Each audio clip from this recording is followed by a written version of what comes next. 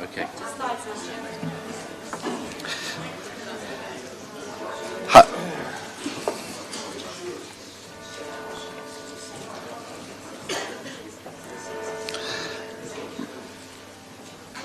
Hello, ladies and gentlemen. Welcome to this meeting of Cabinet of the Portsmouth City Council. I'm Gerald Van Jackson. I'm leader of the council. Lee, just grab a seat wherever you want. I'm sure Jane will be able, and James will be able to sort you out with a set of earphones. But you're meant to keep one seat away from anybody else, so we have some social distancing. So that's a seat you can't sit in.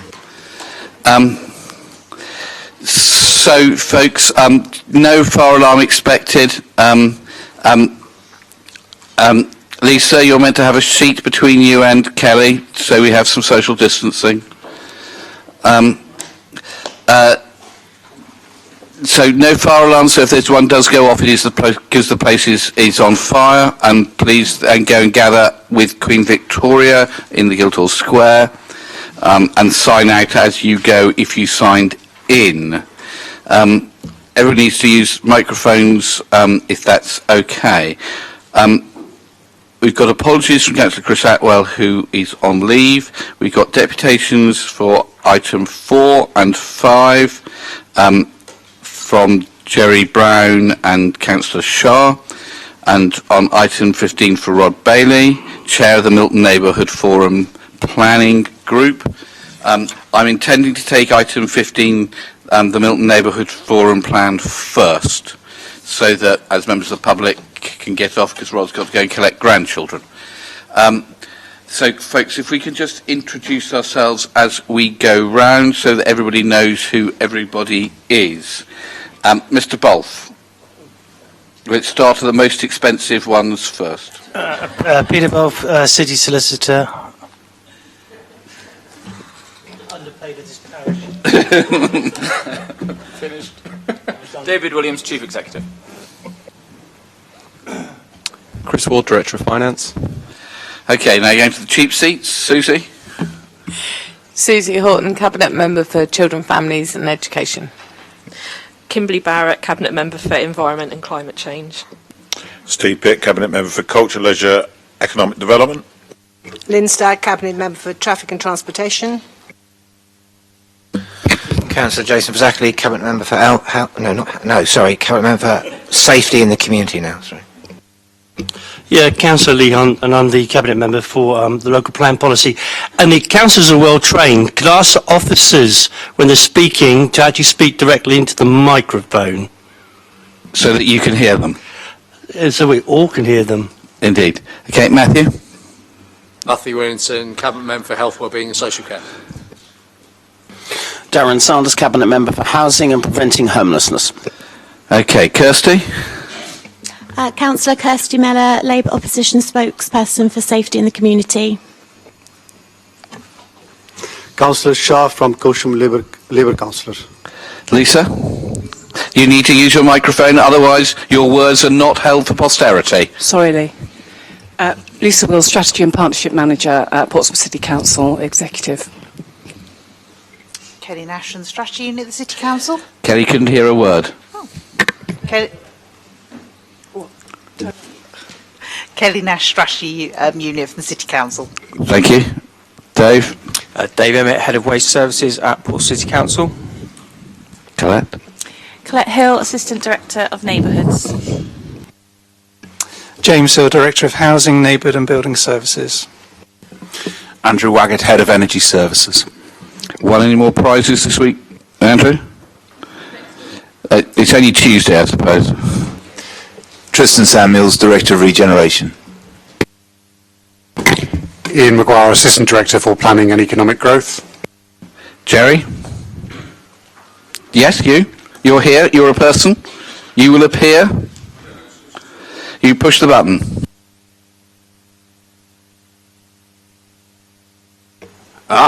Okay. I'm Jerry Brown. I'm here to talk about agenda items 4 and 5. Rod?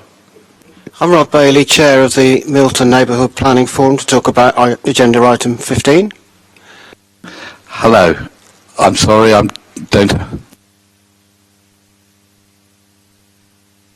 Oh, thank you. Hello, it's Bethan Mose, currently Public Health, but joining the Transport team in August. Tom Bell, Planning Policy Team. Hello, I'm Peter Shelley. I'm Transport Development Manager. Felicity Tippery, Acting Assistant Director of Transport. Dave Blythe, Air Quality Programme Manager. Mark, Saved by the Bell. Mark Sage, Tackling Poverty Coordinator. Gemma, welcome. Thanks, Gerald. Councillor Gemma New, Chair for the Tax Scrutiny Panel. Thanks. James? James Harris, Senior Local Democracy Officer. Jane Dodino, Local Democracy Officer.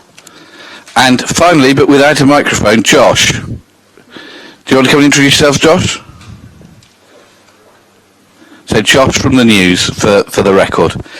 Okay, thank you very much indeed, colleagues. Let's just run through the agenda. So firstly, we've had apologies. Colleagues, have you got any declarations of interest? Councillor Steve Pitt. Not a declaration of interest, but just so that everyone is aware, I do need to leave 10 to 2 today to attend to other council business. And Councillor Zachary?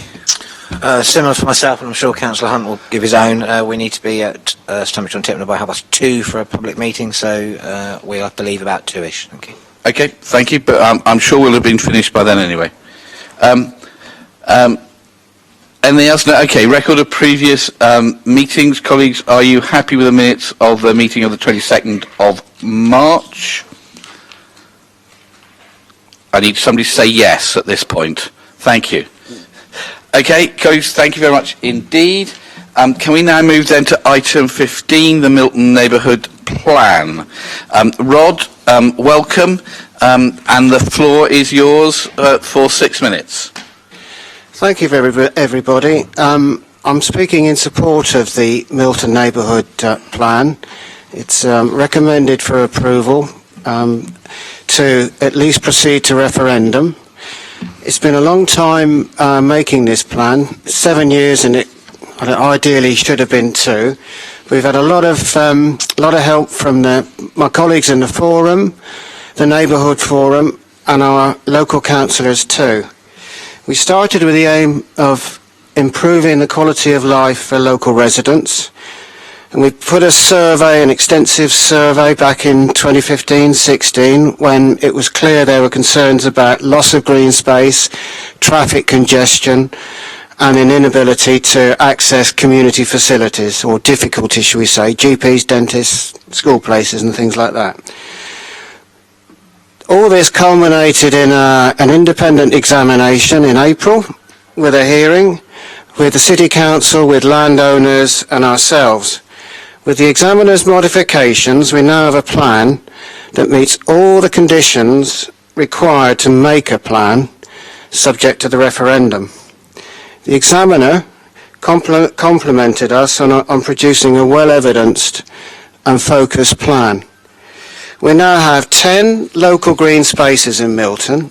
A local green space carries a significantly higher level of protection than the existing green space or open spaces in the current Portsmouth plan under PCS 13.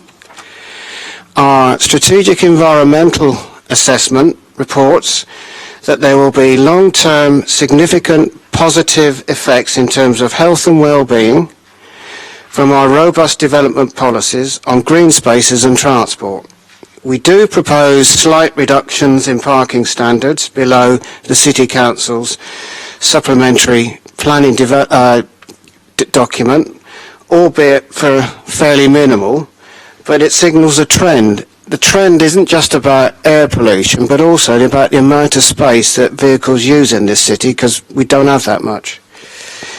There was positive feedback on this in this respect from Public Health. Our strategic environmental appraisal goes on to say we will produce long-term positive effects on biodiversity and heritage and landscape.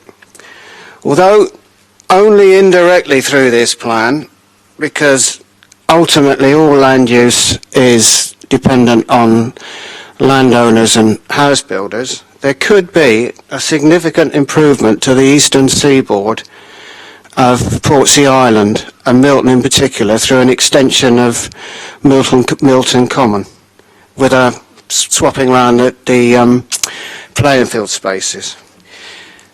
The policies for St James's Hospital also secure a mixed use of housing and allowing for elderly and dementia and specialist healthcare uses. So I'd like to summarise that I think we've got a good plan. I'm really grateful for all of the community. I'm grateful too for Tom Bell because we've had a lot of changes of staff in the City Council, not because of any fault of their own, and also to Ian Maguire, who's intervened very positively. Thank you, and I hope we do support it. Thanks very much indeed. Ian. Thank you, Leader. The recommendations, I think, are fairly self-explanatory, so I'll say little more than that. The Cabinet is asked to note the progress of the plan and obviously the progress made by Mr Bailey and the Forum in producing the plan to date, accept the modifications of the examiner, approve the Milton Neighbourhood Plan area for referendum and that referendum area so that a referendum can occur on the 18th of August and approve the carrying out subsequently of that referendum, enabling this plan to move towards adoption in due course should 51% of the local people vote to so do. Happy to take any questions, but other than that, I think members are fully aware of the contents and purpose of the plan. The only other thing I would note is there are several appendices that are associated with this. One of it, Appendix 4, is the proposals map. We have noted there is an erroneous word Site B, which has been removed, so I can circulate updated versions of that plan with the word Site B taken off, should members wish to see that. But just to be clear, that is a typo, so to speak, on that proposals map that we assisted in the preparation of. Thank you. And also in the report, we can't count. We go 2.1, 2.2, 2.3, 2.4, 2.3 again. Normally I go from 4 to 5 if I'm going. But anyway, but I'd like to add an extra recommendation if that's possible. With colleagues' support, which is to thank the members of the Milton Neighbourhood Planning Forum, is that the correct title? For all their hard work over many years and bringing this to us in such a fine form. And I hope colleagues would be accepting that. So the floor is open. Kimberly? Thank you, Leader. That was what I wanted to start off with. Obviously, I don't think people tend to realise how much of a process this has been. Rod and the neighbourhood planning team have put not just 1, 2, 3 or 5 years of their lives on hold for this. It's 7 years this process has taken, 7 long years, perhaps, at times. And I know that many people have given their blood, sweat, tears, time, and often sanity over this project. But we've got to this stage now. It's a good document. It shows the amount of hard work that's gone in by so many people, obviously working alongside other organisations to come forward for further information. It's gone to the examiner. The examiner's accepted it. And what I would like to see is this now proceed to be able to give people the right to make a decision as to whether they want to accept this plan or not. That's how I feel is the democratic process going forward, is to give the people the right to be able to have the choice whether they accept this document or not. And I just really feel that Rod and the team should be exceptionally proud of the work they put into this, because like I said, it's taken a significant amount of time and it has been ongoing for very many years. So thank you, Rod. I know obviously a number of us here, past and present, have been part of the process as well, and so we know what you've gone through and we can understand the frustrations at times. But I just think, you know, as Gerald said, we really need to put on record our thanks to you, because it is a really robust document, and it's something that, you know, the Milton area will have for the next 15 years, and it's something that I think people should be really proud of. We're the only ward in the city, or the only area in the city, to have this kind of plan, and that will give us as residents more of a say, and we'll be able to discuss things further, and it just makes it more robust for future development in the area. So thank you, Rod, to everybody. I know I've spent a lot of time on this myself. I've gone through all the documents, I've gone through the examiner's report, and anyone who's watched watching this, I would really ask you to take the time to look through the examiner's report as well as looking through the neighbourhood plan itself and read through it. It's such an important bit of such an important document that will shape and frame what we will have in the coming years. And hopefully, if this goes through, we have a referendum coming up where people will get their say. But you really, anyone who's part of Milton needs to look through all the documents, go on the neighbourhood planning site, and read through everything, because it's really important, and a lot of work has gone into it. So I just want to say thank you publicly. So thank you. Okay, I've got Councillor Pitt and Councillor Sanders. Okay, it's a question actually for Ian, and all three of the Milton Ward councillors have received a very limited number of representations over the last couple of days, implying that the neighbourhood plan in some way makes it easier to develop on the university playing fields. We've all read the plan, we've discussed it at Milton Neighbourhood Forum. None of us think that is the case, and that actually it makes it probably slightly harder, if anything. Ian, could you confirm? Leader, through you, the Langston campus already forms part of the allocated land for development within the city. Obviously, there's limited guidance in quite an old plan for its redevelopment. The neighbourhood plan provides an updated set of guidance. I wouldn't say it's harder to develop, it's clearer in some ways to develop. That should make it easier to develop, but in a way, obviously, the Milton Neighbourhood Forum and hopefully the people of Milton wish to see. So it's a positive step for that in that it's clearer how it should be developed. It hasn't fundamentally changed the fact that that land is allocated for development in your current plan, irrespective of this neighbourhood plan going forward. Thank you. Councillor Sanders? Thanks, Gerald. Following on from that, Ian, you say if we weren't to send this to a referendum, that we would have to send this back out for consultation that would take several months. Roughly how long would be several? 3 or 4 or 5?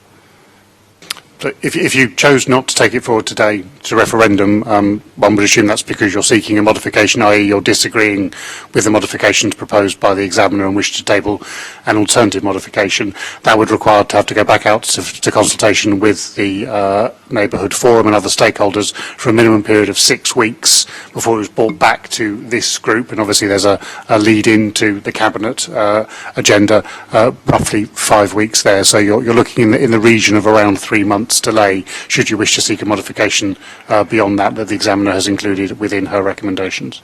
Okay, thank you for that clarification, Ian.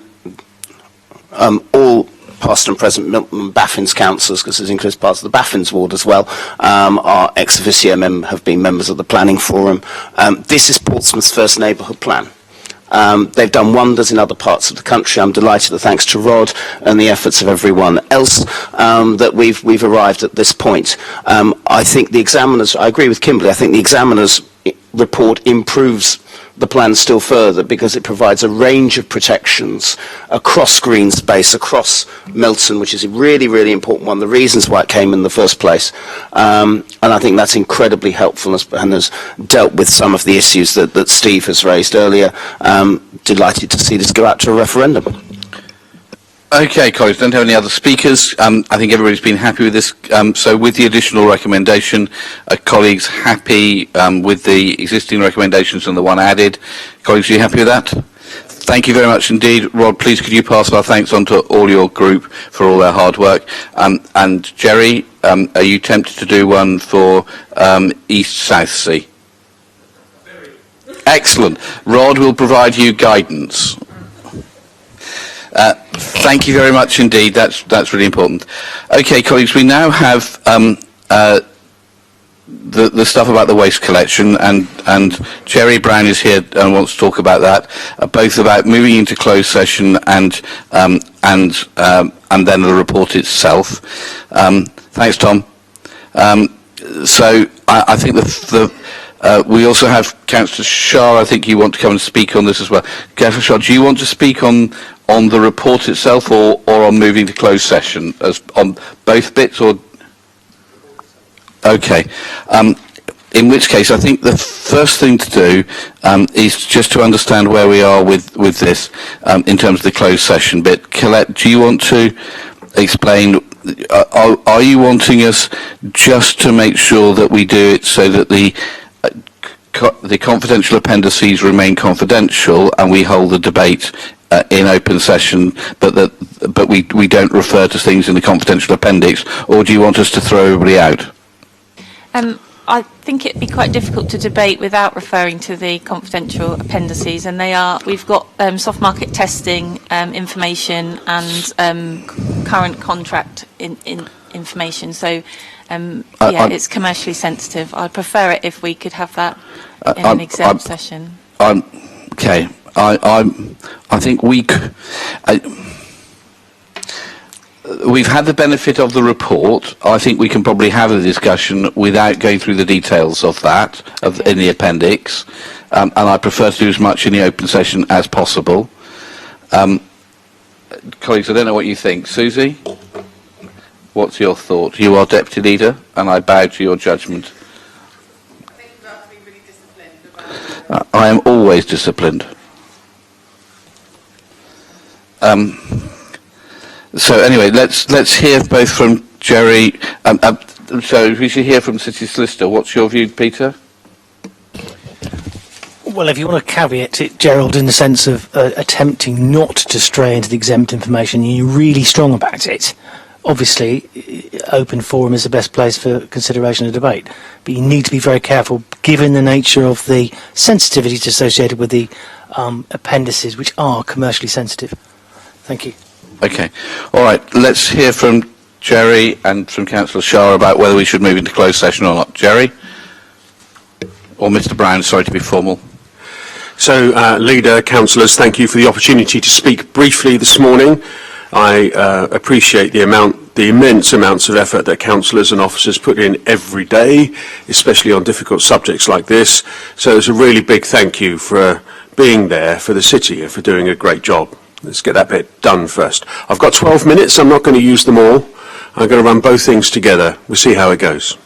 So this short deputation is about agenda items 4 and 5, the exclusion of the press and public from the discussion of the provision of waste collection services, and then the discussion on the provision of waste collection services. So, firstly, I would like to object to the total exclusion of the press and public from all aspects of the discussion of this subject. The exclusion should apply only to those areas where commercial, legal or personal information could not be redacted without affecting the general understanding. Frankly, and I don't mean this rudely, it's just sloppy and disrespectful of the interests of the people who are paying for the service and want to know the details. So please consider amending this recommendation such that the debate of what is properly confidential can be taken as one block, and the rest remains open to the press and public and to those who are watching online and who are paying for this to take place. And I would also say that whilst, we've got things like soft market testing in the exempt reports, to be honest, I don't see how, unless you're comparing those to the prices that we're paying today to the existing supplier, those could really be considered to be suitably exempt if they are just measurements of other services that are comparable. So, today Cabinet is considering the options for the city's future waste collection service with careful consideration of the opportunities and risks, you can guess it's a quote so far, including the financial consequence to the City Council for each option. Cabinet's made it clear to officers that their preference is to bring the service back in-house. In this case, it's a finely balanced judgment, and this report seeks a decision on the delivery model from Cabinet. And for me, reading between the lines, that says we're really not sure that this is a really great idea. We're not entirely sure that the numbers will definitely stack up, would be my reading, but that's my opinion. Yet the basis for the Cabinet's preferred option to bring the services back in-house isn't made clear to us, the taxpayers. I mean, perhaps they're in the exempt appendices, and perhaps those could have been written to allow the council taxpayer to understand why bringing it back in-house is thought to be a benefit, and a sufficient benefit to weigh up against all the risks of change and transformation. So the waste collection service, according to what we've read so far, has been well run through very difficult times. Perhaps this is what makes the decision to insource the service a difficult one. So insourcing, like outsourcing, can be complex in many ways, not only regarding the identified direct costs of providing the service, often seen as the price of the service. Typically, local authorities, and this isn't to put down local authorities, but typically local authorities and people who are outsourcing generally can overlook parts of the cost of change, often assuming that their current in-house related services can provide the same level of delivery in ancillary services as those in the current outsourcer, and this can be a costly assumption. I've seen many businesses almost go to the wall over that assumption. We do not know, because we, the people paying for the service, aren't allowed to see even the framework of change or the structure of charges comparing outsourced to in-house, not even without the actual amounts included. So I can't see what elements of the price structure are included or not included, and whether the transition plan that's in there actually covers everything that's necessary. And I can tell you, with 40 years experience in running complex outsourced deals, I've got an idea about the things that come round to bite you in the backside when you've done the deal, when you've signed it. And those things can be very expensive and difficult to fix. But maybe they're okay. So I've got some observations. So typically the work in the ancillary services that support the to-be insourced service is not adequately costed. The outsourcer in the existing cost-plus model will have, or should have internally, line items for billing, recruitment, HR, change management, service evolution, asset management, infrastructure maintenance, IT and technology, legal, commercial, operating overheads such as fuel, and many other essential elements of providing a complex service over a long period. In many cases, the outsourcer is able to make use of a shared service, as it has been referred to in some of the other documents here, to provide these at lower cost, and those services might not be separately broken out or included in the breakdown that we've got, but I don't know because I haven't seen it. And in such cases, there are hidden costs that will be incurred when the work is transferred back in. It is an absolute fallacy to say that the existing in-house teams can all suck up the additional work required without incurring additional cost. It just doesn't happen. You can only stretch a balloon so far, and right now most of the City Council balloons are pretty far stretched, and if they're not, I would want to talk to the management teams about why not. So the issue is that it may be that not all of the benefits of the work, not all of the value of the outsourcer's work is reflected in the internal cost model that I would think is being presented today.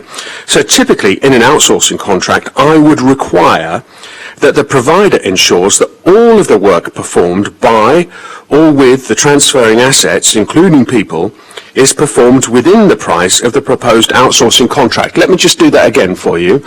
All the work that is currently being done by the people who are transferring back to the City Council or who are involved in the current delivery of the service, all of that work is included in the price that we've worked out for what it's going to cost us to do the job. Otherwise, things will fall by the wayside. Right? We must make sure that everything is included and where it's going to be done. Furthermore, I'd require that the contract includes a subjective satisfaction clause at the very front of the contract, describing the agreed outcomes of the effort performed by the outsourcer in non-technical words, simple enough for an external assessor, such as a judge, but this isn't really a commercial transaction, to understand what the contract is designed to deliver without going into reading all 4,000 pages of the contract. The flexibility that's inherent in the current model, which again is referred to in some of the papers that were made public, might not be retained. And that might also have cost implications when it comes to special events and so on around the city. Now, I can't say whether or not I think the insourcing of waste management is a good idea or not, because frankly, I don't have the information. But I would say that it's critically important to identify and to quantify and then monetize all the risks of change, increases in the core services required, including hidden things like insurances that are a part of the existing sourced service, and those things performed under the outsourcing contract that will not now be performed by the service provider and which are not fully accounted for elsewhere.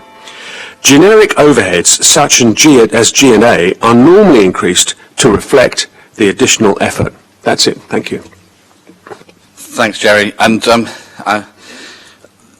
things that you've talked about there have been subject to considerable discussions between ourselves and officers over the period when we've been looking at this. Thank you very much indeed. Councillor Shah. Thank you so much, Council Leader, for allowing me to deliver my deputation today. Future of Waste Collection Services about. In the past two City Council elections, Labour was the only party to put forward a comprehensive manifesto setting out our vision for a fairer Portsmouth. One of our key pledges in both elections was to bring over £30 million of council contracts for services such as housing repairs and refuse collection back in-house. We strongly believe that public services are best delivered directly by councils and other public sector organizations instead of being outsourced to for-profit providers. Outsourcing means we waste money on shareholding profits and the cost of managing contracts. 78% of the local authorities say insourcing gives them more flexibility, 2/3 say it saves them money, and over half say it has improved the quality of the service while simplifying how it is managed. In Portsmouth, the current waste collection service is outsourced to BIFA on a contract worth around £31.5 million. Back in 2020, the contract was extended for a further 2 years without the option of insourcing the contract being properly considered. We are calling for this service to be brought back in-house when the current contract comes up for review in 2023, and are pleased to see that our campaign has pushed the Lib Dem Cabinet to bring forward the report today looking at the possibility of doing just that. We run local waste and recycling services are going to be crucial to our city meeting our commitments to drastically reduce carbon emissions and tackle the climate crisis. Where the council directly runs services, it retains maximum flexibility to shape delivery to meet the needs of local people and the planet. We also know that workers in public services run directly by the council enjoy much better pay, terms and conditions than those working in services outsourced to private companies or the voluntary sector. Now more than ever, it is crucial we do more to ensure people receive fair rates of pay, decent pensions and proper sick pay. Bringing services in-house is a key way of making that happen. In conclusion, we are glad to see this report before Cabinet today and reiterate our call for the waste collection services to be brought back in-house, to be provided directly by the Council, to give greater control over a better service with workers enjoying decent pay and conditions. Thank you so much. Thank you, colleagues. Can I suggest that we move into exempt session in relation to the appendix on the orange paper? I think we can have this discussion without referring to details on that, and I think we should try to do that. If anybody feels that they need to refer to that, please do let me know. Colette.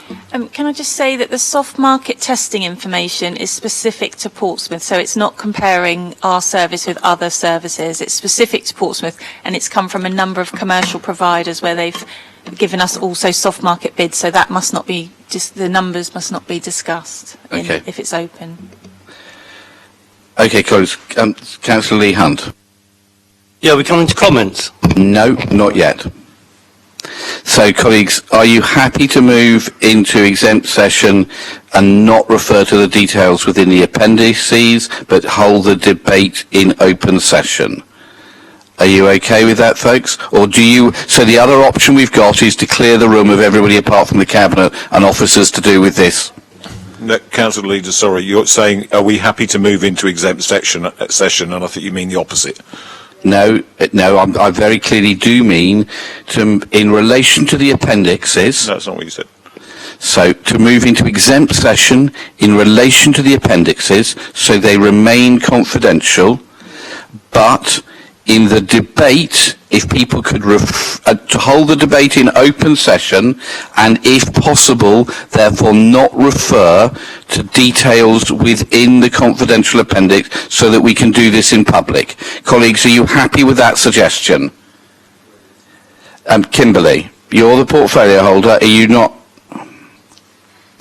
Yeah, as long as what Colette's mentioned, then yes, all right. Okay, thank you. Thanks, I think that's got that approval. Colette, do you want to introduce this? Yeah, thank you. So, sorry, just get my... So the purpose of the report, obviously, today is to decide on the delivery model for waste collection services in the city once the existing contract ends. The report acknowledges the Cabinet's preference to bring the service in-house and asks Cabinet to decide between the two options. The report also asks that Cabinet notes the work to deliver the new provision will need to start immediately, and that Cabinet recognise the efforts of both the PCC waste team and the contractor, Biffa Municipal, for maintaining waste services over the last 2 years, and also during that time delivering improvements such as separate food waste collections. A team has carried out an options appraisal for delivering waste collection services, and this report is focused on the two options of in-house and outsourcing. I can, if you like, I can read all the stuff that is not exempt before we go into the debate, so I can do that. No, I think you need to presume that we've read it, Colette. Oh, okay, that's fine then. So that was it, really. Okay, colleagues. Kimberly, do you want to go first? Apologies, I'll keep it fairly brief because I think there's a huge amount of information in the report that's been provided and the integrated, the IIA, I'll say that's better. Firstly, I just want to thank Colette and the team. I've come into this fairly late and I'm taking over from my predecessor, Councillor Ashmore, who has been working on this for a number of years alongside the waste team. So I'm really pleased that colleagues are happy to support the work that we've been doing for quite a substantial amount of time to bring this in-house. It's a priority that we wanted to do. I'm fairly limited to what I can say of some of the stuff I wanted to say, but I think there are some really good benefits to bring it back in-house. You will have a bit more flexibility with what we're able to do, and some of the benefits that the workers will get are a bonus as well. I think it's always a priority to make sure that we're looking after our residents who work in the city and live here as well. So I think a number of the proposals would work very well for them. Other than that, I think my preference would be to come in-house because it's something we've wanted to do for a very long time. A number of council services have come in-house recently, and they're doing exceptionally well. One of them that I'll use as an example is the Green and Clean team. We're able to now they're in-house, we're able to monitor what they're doing, we're able to make changes, very significant changes, and very quickly. Take, for example, the Green and Clean fleet that we've got, where they're changing over to electric vehicles. The equipment they're using, we're coming off of diesel equipment and going on to electric equipment. And, you know, that's better not just for the residents, for our carbon footprint, but also for the workers themselves in regards to health and safety and just general well-being. Fully take on the points that have been made today in both deputations as well. But preference is, for me personally, having had a lot of briefings on this is the ideal way forward, and I hope colleagues will be able to support that today. Thanks very much indeed. I'm sorry that Councillor Shah has been unable to stay for the debate. I think our view is different to Councillor Shah's. I think our view is looking at each individual issue of each contract coming up and trying to make the decision in a pragmatic sense what's the best for the people of the city. This is not driven by an ideological thing. I know Councillor Shah's statement was a very ideological statement about bringing everything in-house. Our view is not that. Our view is looking at it on a case-by-case basis and working out what's best for the people of the city. So we're not wild outsourcers of everything, nor are we wild in-sourcers of everything. We want to look at it case by case. And in this case, it's a very finely balanced decision, but I think it falls just on the side of being coming in-house. Inevitably, there will need to be negotiations following, and there'll be reports back. But I think on the whole, this is the right thing to do because we've got a very good waste service with people who work incredibly hard, provide a really, really good service to people in the city, and we think that we can make sure that we build on that if people are working here within the City Council as well. The experience in terms of both the parks teams coming in-house and Clean and Green as well within housing have been positive, but that doesn't mean that everything would be. There will be other things that are better done externally, and our view is to take a pragmatic and a non-ideological view of this. So, Councillor Hunt. Yeah, thank you, Leader. I'm sorry, Councillor Shah's gone as well. I'm agree. This is a good move. It gives the city more flexibility around what it's doing with waste management. And I am going to call Labour out on this because this is nothing new. When I was in the chair with Councillor Pitt, before Councillor Pitt, 8-9 years ago, we were bringing some of the parks contracts back in-house back then. And it surprises me to hear some of the things which have been said today because only two council meetings ago, this administration offered the Labour Party to have a jolly good look at what services could be brought in-house. But the Labour Party voted against our amendment to do that and then voted against their own proposition to bring things in-house because they didn't want to include the voluntary sector. They wanted the voluntary sector to be excluded from this, which was a very backward move. So I'm sorry that they have come today to claim it's all down to them because it jolly well is not. And I completely agree with the leader. It's the flexibility that's needed, not the ideological left and socialism, not the big business corporate Tory thing on the right. It's about what works for the people of Portsmouth. And that's what we're interested in doing in this administration. Okay, colleagues, can I move the recommendations as in the report? Colleagues, are you happy? Can I see those in favour? Please show. Okay, thank you. And those against? No. Okay, thank you very much indeed. That's on. Thank you. Kirsty, can I get you to turn your mic off? Oh. You're sorry. No, thanks. Okay, now moving on to item 6 on the agenda, the response to the Housing and Social Care Scrutiny Review Performance and Procedures of Portsmouth City Council and Housing Association in relation to response to repairs and maintenance. Councillor Lee Mason, I think are you here for this? No. Gemma, are you here for this? No. This is from Councillor Cal Corkery. Kirsty, do you want to introduce this on Cal's behalf? Okay, I think this was a report recommending that we don't bring things in-house in terms of housing repairs from Councillor Corkery, the leader of the Labour group. But he's not here to say that in person, but anyway. Kirsty, it's not my position. No, that's fine. I think actually what you're doing is trying to make a mockery of this situation. I'm not here to do that. I was here to support Councillor Shah. Absolutely. So by all means, go ahead with the meeting, and you can present it yourself. Thank you, Gerald. Thank you, James. Thank you, Leader, Cabinet. So this report is in my name, and I carry apologies from Meredith Hughes, the Assistant Director of Building Services, who unfortunately is at home with COVID, but otherwise would have been here to introduce the report. So, as is... Do you send him our best wishes? I certainly will, and he'll be watching and listening. So, as is standard practice, it is for officers to present to Cabinet a report following a scrutiny, and that's what this report is doing. It is the response to the Housing and Social Care Scrutiny Panel, which reviewed the experiences of residents regarding procedures and performance of Portsmouth City Council's repair service and compared that with housing associations' repair services. The report contains all the recommendations in section 4, and as you'll see, officers are recommending that we carry those recommendations forward, build those into the way that we manage our own repair service.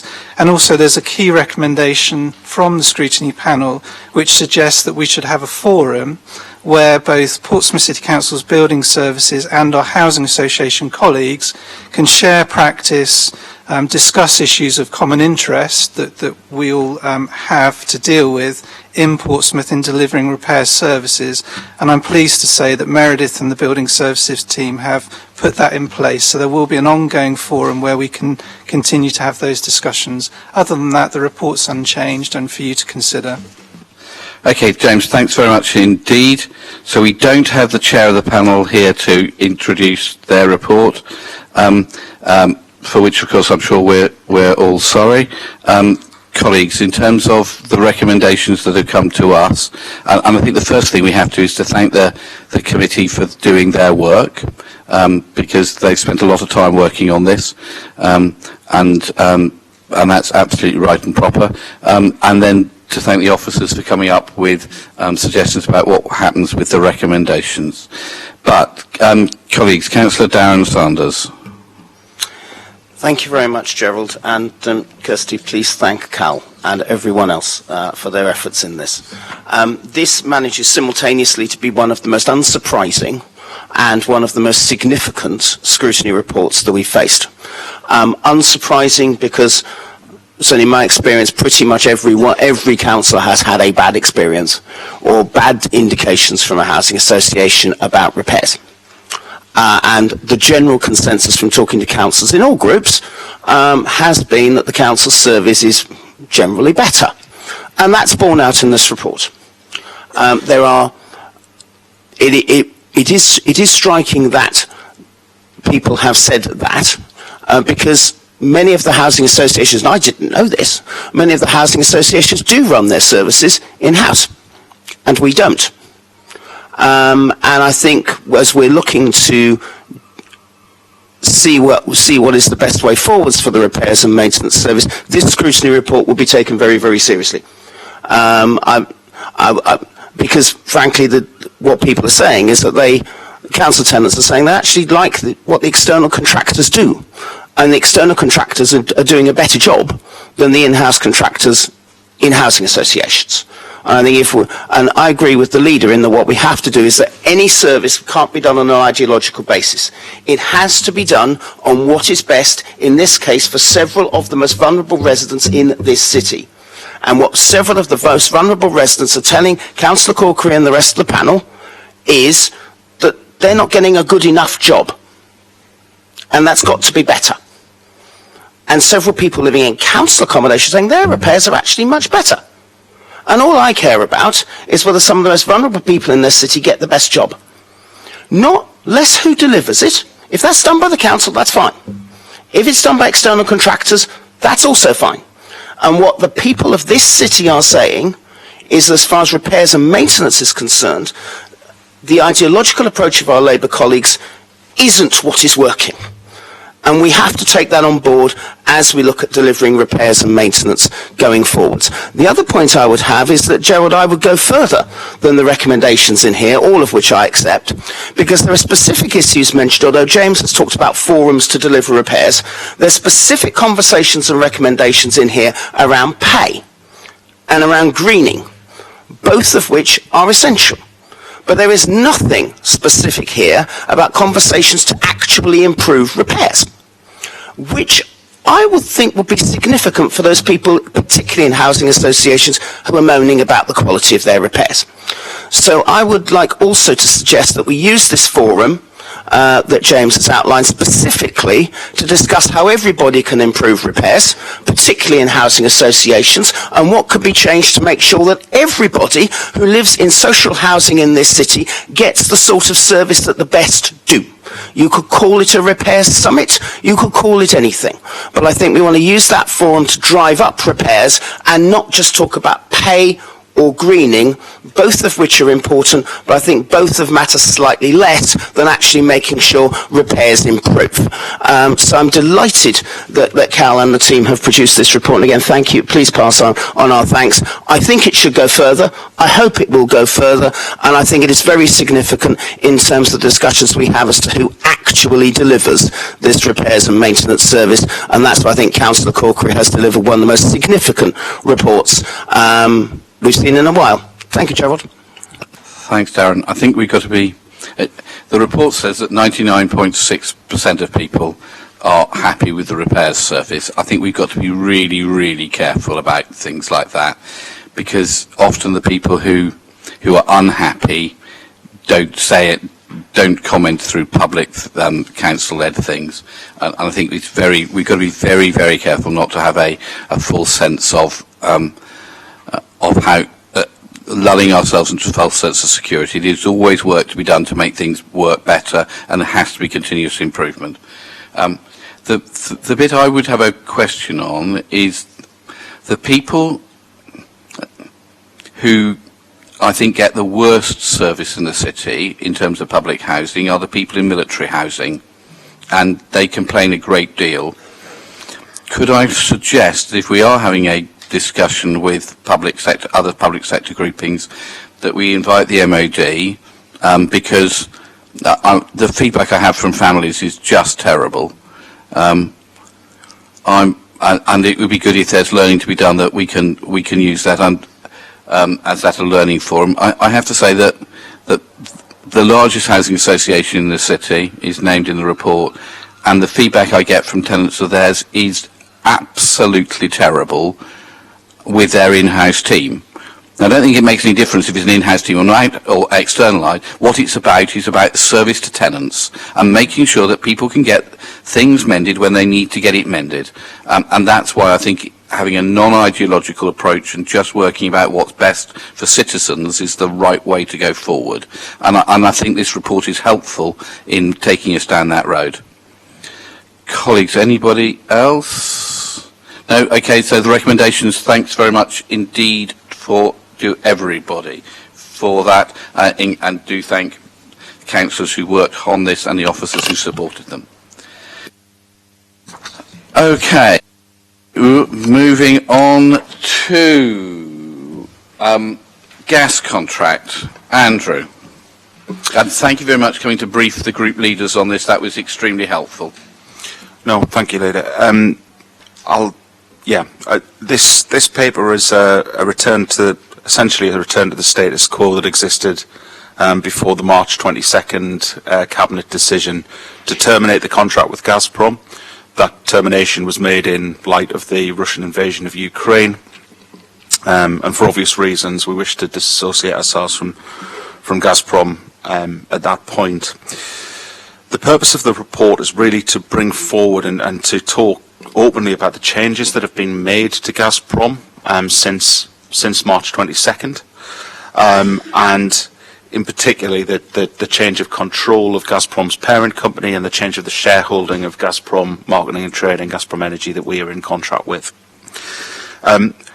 The changes are all articulated through the report, so there's quite a bit of detail in terms of the direction of travel, but also the amount of ground that we have travelled in the preceding sort of 10 weeks to this point, which has been quite they're extraordinary times. If I may, I'll read out the recommendations more or less verbatim, just because they are. It's a relatively complex issue. I just want to make sure that we capture absolutely everything within that. So the recommendations are that Cabinet consider the content of this report, particularly the breakage of the link between Gazprom Marketing and Trading with the Russian state, which was made by the change in ownership away from the Russian Federation as the single shareholder and to Gazprom Germania, the now parent company. The Cabinet notes the change in control of Gazprom Germania over in Germany, and who are now the single shareholder of marketing and trading. This change has been enacted by the German government, and that's been placed under the control of the German Federal Network Agency, and effective of the 4th of April. Cabinet notes that Gazprom Marketing and Trading are not placing direct orders for Russian gas, because I think that was obviously a concern. Cabinet notes that Gazprom Germania, the parent company, is not directly placing orders with the Russian gas and is prevented, in effect, from doing so anyway, should it wish to, by the Russian sanctions which Russia have now actually put in place upon Gazprom Germania, upon its change of controlship. The Cabinet notes the financial and legal risks which were articulated in the March 22nd of March report, that they remain in place should termination be should termination be served on the Gazprom contract, and in light of all of those changes in the body of the report and within those recommendations, the Cabinet instructs officers not to terminate the contract with Gazprom Marketing and Trading on or before the 30th of June, in line with the contract conditions. Okay, thanks very much indeed for that. And thank you very much indeed for the work that you've done, and also at the Local Government Association, because I know this is an issue that many councils have had. It's clear now that if we're going to continue a contract with this company, it is no longer a Russian company. It's now been nationalised by the German state, and therefore the issue we were trying to get around was not giving money to Russia, and therefore we are not, so we're able to keep this contract going. But I've got colleagues, I think Matthew, Matt, did you want a quick session on that? Yeah, I'd just like to sort of reiterate and thank Andrew for his work on this and working with others. We obviously took this decision back in March to cancel the contracts because of the ownership of Gazprom then, and with the invasion of Ukraine. I think as that has materially changed, as no money is now going to the Russian state, and indeed, as is in the reports, that the Gazprom Germania itself, after it's effectively been taken over by the German states, has been sanctioned by the Russian state itself. I think if the Russian state is sanctioning something, then it must be on the right track. So I think absolutely the fact that we will continue with Gazprom Germania as it is now, and is going to obviously be renamed as well. It makes absolute sense for us. I think this is a similar approach that's going on across the country with other authorities as well. It means that the city council is not going to get a big financial hit, and also it keeps up with our ethics in terms of making sure that we're not giving any money to the Russian state. So I think this is an entirely sensible way forwards. It makes moral sense, ethical sense and financial sense. So I completely back the recommendations here today. Okay, thanks. Anybody else, colleagues? Are you happy with recommendations here? Okay, thanks very much indeed. Moving on, I think we're now with Mark Sage on the Household Support Fund. Mark, good afternoon. Good afternoon. Thanks. So Mark Sage, Tackling Poverty Coordinator, presenting the report, information report on the Household Support Fund. This is the funding from the Department for Work and Pensions for local authorities to assist people in financial hardship with the costs of food, energy, water and other essentials, and housing costs in exceptional circumstances. In recent weeks, the government's announced that the Household Support Fund will be extended again for October 22 to March 23. We've not yet received any guidance from the Department for Work and Pensions regarding that extension. So although we've started planning for autumn and winter, we can't yet make any decisions on how those funds will be used. So this report only covers the scheme to the end of September. But the report outlines the principles of how we'll use that funding, and Appendix 2 lays out the different schemes that we'll deliver and the estimated cost of each of those schemes. And with all the schemes that we're putting in place, we'll be working with teams across the council and with voluntary sector partners alongside the Hive, so that we can build on the existing networks of support that we have and try to reach those most in need in the city. Thank you. Thanks very much indeed. Councillor Susie Horton. Thank you, Leader. I think this is going to be a not enough speech, and I think it should be called the Not Enough Fund, actually, to be honest. But I just want to start off by saying thanks to Mark and all of the officers for all the work that they're doing on this, not least because it's so short-term and piecemeal all the time. How are councils supposed to plan ahead into supporting the most vulnerable people in the city if they don't know where the next bit of money is coming from or how much it's going to be? So thank you, Mark, and your team. I just want to speak a little bit to the families and children's bit, which we know has to have 30% of the money spent on it. It's not enough. It really isn't enough. The fact that we can't even continue with the free school meals vouchers that we started off doing holiday after holiday after holiday is probably says a lot about the fact that there is not enough. And also, it's not just that that same amount is needed, but the number of families now coming into needing free school meals is going up as well. So we need more, not less. Just a little bit on the way that we're using it. Because we can't do the free school meals, we're investing and expanding on what is becoming a really good model of the holiday and activities and food set up. And I just want to say how well we've managed to embed that in already established positive working relationships with the poorest families in the city. So I want to also say thanks to the housing teams as well, because we've got a really good model, and actually the DFE came down to actually look at it last year because it's going so well. So we have to look for the silver linings, don't we? And actually that is one of them. It's a really good model that will continue way beyond this money coming in.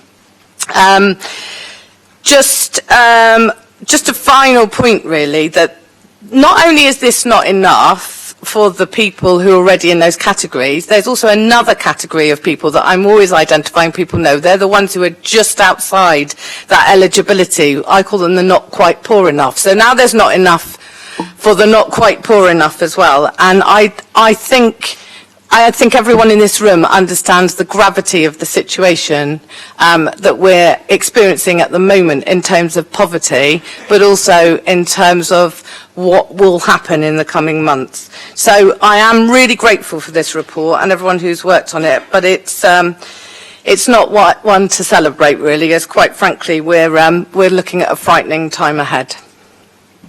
Thank you very much indeed.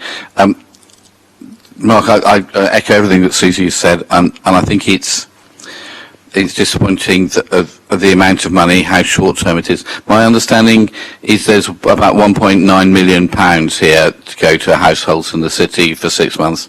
Mark, how much money have families lost because of the cut to universal credit?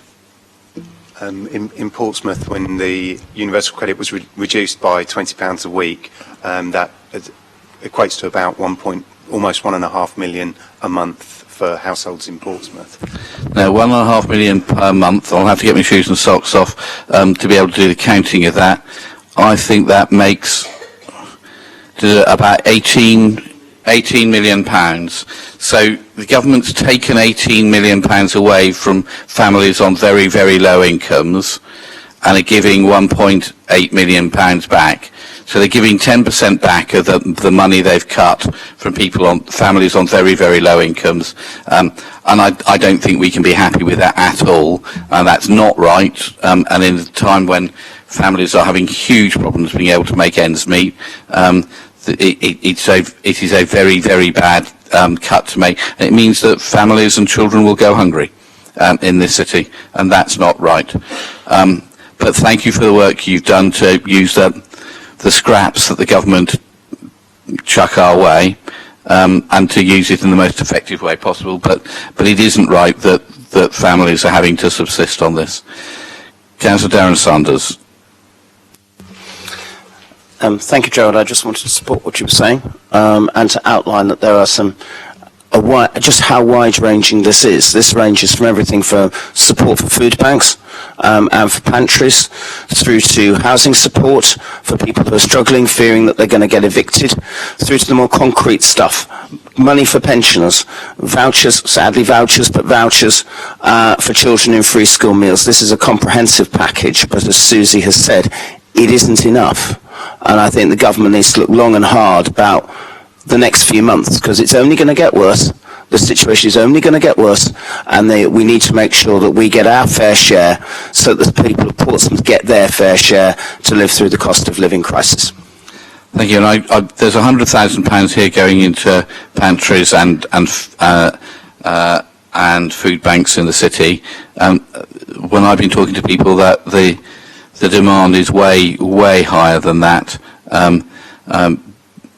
But there's a limited amount of money. But I think we have to be really conscious that there will be families who are having to make very difficult decisions in terms of looking after their children and making sure that kids don't go hungry. And it's not a situation that should happen at all. And it's in the government hands to sort this out, and they need to. So, colleagues, you okay with the suggestions in the report? Thank you. Mr. Pitt, could you look at your phone, please? And let's move on to the next thing. Thanks. Okay. But where have we got to? Air quality report. Now, this came as a separate report. And I'm sorry, is it John? No. Dave Blythe. Sorry, my apologies. The floor is yours. Walk us through air quality. Okay, thank you, Leader.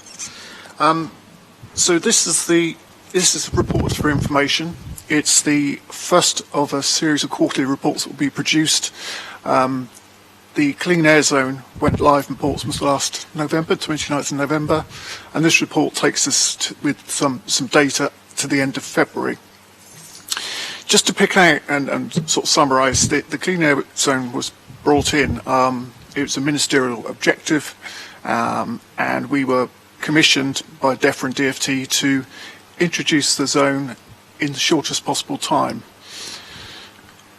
And our particular zone is looking at pollutants in terms of HGVs, coaches, buses, taxis and PHVs, not private vehicles.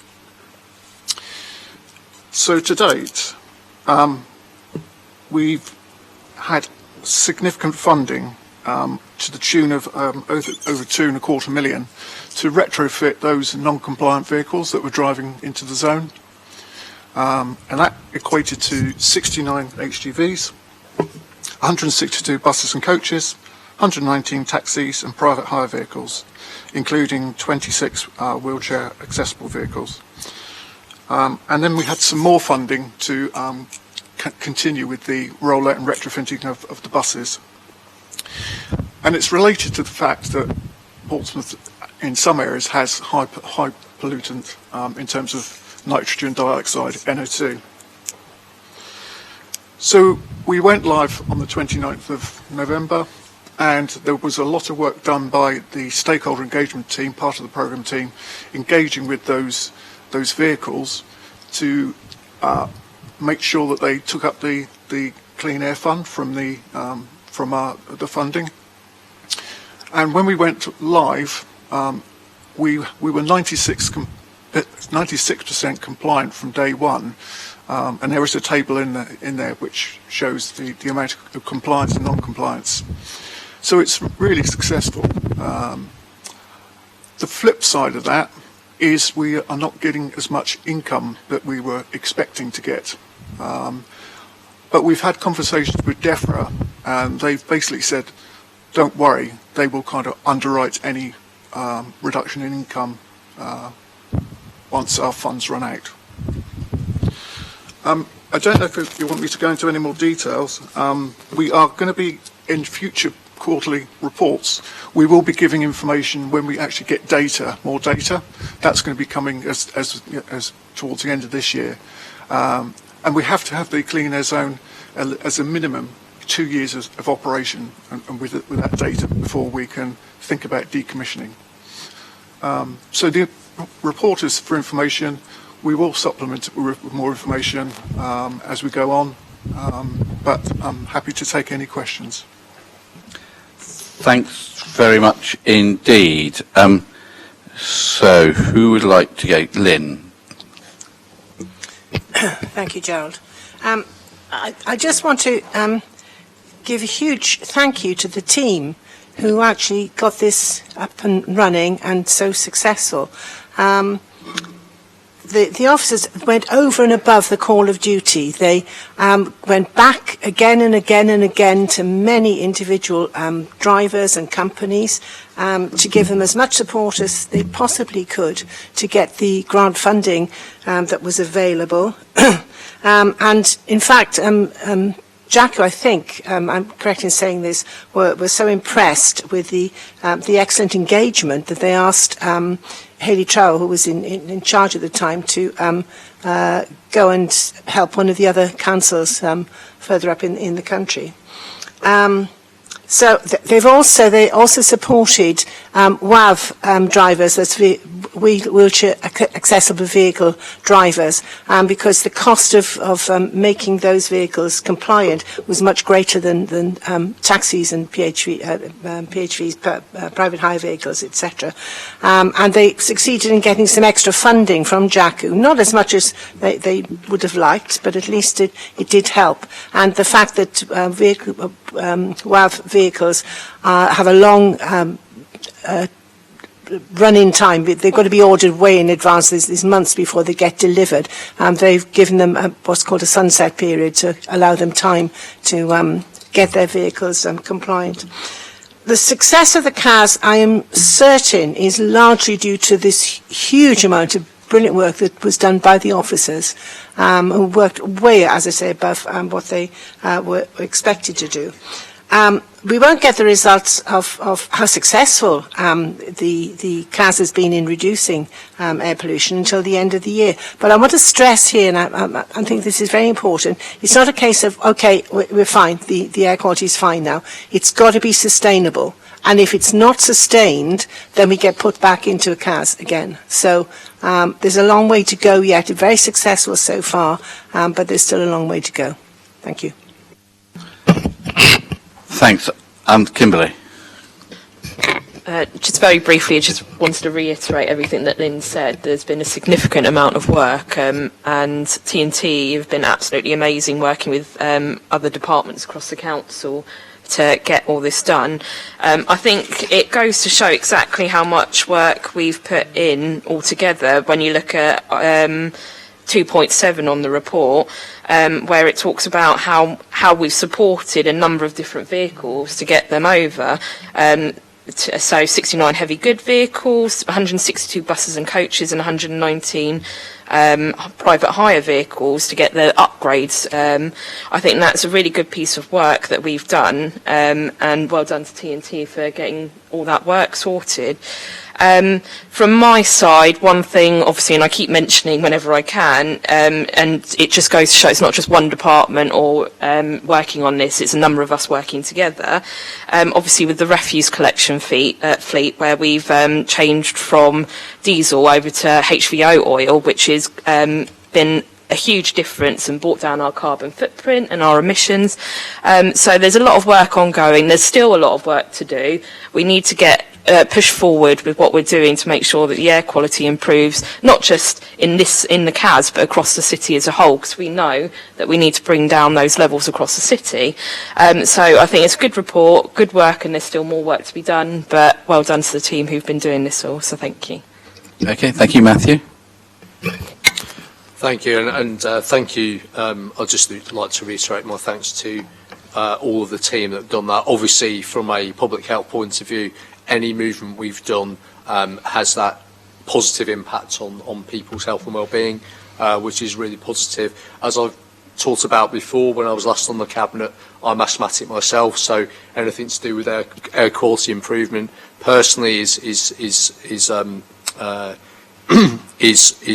of great help for myself and other people with conditions like mine.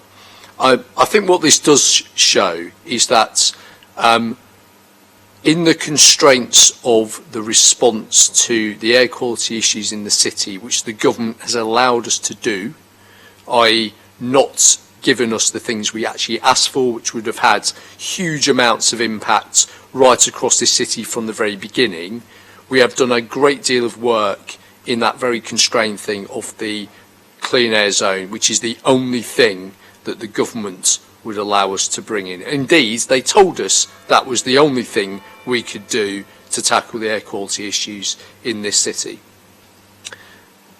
Despite that, we are making huge amounts of progress. We are being very proactive. We are making that money that we have got and the enforcement we have got to stretch out. But like with the last item where we were talking about the government not recognising an issue properly, not giving sustainable funding, we have to remember that when we reach compliance, they are going to remove this clean air zone. That is government policy. That is the way it works. We want sustainability. We're doing work to do that anyway.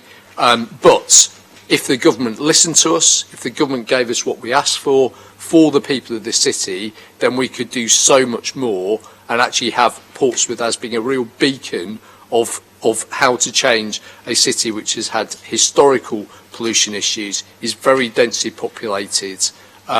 We could actually move much more to a very, very clean and green city. We're doing as much as we possibly can anyway, but I would say to the government once again that you should be funding us not just for the next 1 or 2 years, but sustainably for years and years to come. We have got grants, we've won grants that we're making the very most of, but sustainable funding for clean air, for things like our buses, for things like walking and cycling, for other infrastructure improvements, for ways we can improve things to do with moving away from gas boilers, for example. If they were serious about that, they would be providing that money and we could make the most of it. We are doing the very best that we can, but we could do more if the government actually listened to what the people of the city need and wants. But thank you so much for all the work that's gone on. I look forward to the next quarterly report, and I know that we will be making more strides despite what the government is doing. Thanks very much, Matthew. And thanks very much indeed for the report. I think it's very positive that air quality in the city is getting better. It's a really important issue. We can't be complacent, but it is good that it is getting better, and we just need to keep working to make sure that it keeps getting better for people. One of the areas I'm particularly disappointed is the lack of support from the government for taxi drivers who drive the larger wheelchair accessible vehicles. So they cost around £60,000 to buy, and offering £5,000 as a subsidy is pathetic. I think it's something that we will need to. We're in a real risk that we're going to lose these large wheelchair accessible vehicles for people in the city, and for people in motorised wheelchairs, that's a huge problem. People with large buggies with several kids, it's a real problem.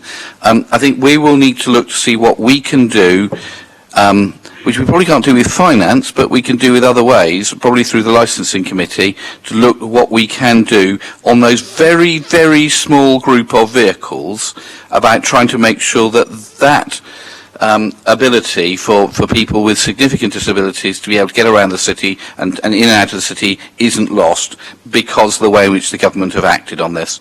But I absolutely echo the thanks to everybody who's been involved with this. It's gone well, and hopefully we will have sustained levels of air quality which are lower over the next few years as well. So thanks very much indeed, everybody. Are we okay with the recommendations? Yep, lovely. Okay. Next bit we come to is appointment to outside bodies, members, champions, etc. So we've got to go through where there are more than the requisite number of people who've said they want to do things and make choices. So if I go through them one by one, in one of them, Susie is going to have to take over as vice chair of the committee because I am a nominee, and therefore I think, James, that is the right thing to do, is it not? If you wish to, Leader, yes, that's But I don't fine. need to? I don't believe so, as it's a cabinet decision overall. Okay, fine. All right, colleagues, we have Buckland Community Centre. This is in Nelson Ward. We have 3 nominations: Councillor Jason Fazackley, Councillor Leo Madden, and Councillor Yinka Adrenin. There are 2 spaces. We need to drop one. My nomination would be for the 2 councillors who represent Nelson Ward, where the Buckland Community Centre is. It's Jason Fazackley and Leo Madden. And my understanding is that's what the council protocol says. Colleagues, are you happy with that? Great. Okay. Next one. The Bus Lane Adjudication Service Joint Committee, BZGLACH, linked with Patrol. Councillor Lynn Stagg says that this causes her much joy and enjoys this. We have 2 nominations, Councillor Lynn Stagg and Councillor Scott Peter Harris. Last year the Conservative nominee acted as the deputy, and I'd suggest that we do that again, that the Cabinet member is on it, but Scott, as the opposition spokesperson, becomes the deputy member for that. Colleagues, are you okay with that? Okay. Eastney Area Community Association, there are 2 nominations here. This is in Milton Ward, even though it says it's Eastney, and therefore it's meant to be, according to council protocol, a Milton councillor. Kimberly has been doing it, but it conflicts with another regular meeting that she does, so I'm volunteering to take over from Kimberly on this. We also have Councillor Linda Symes, but because she is not a councillor for the ward in which it is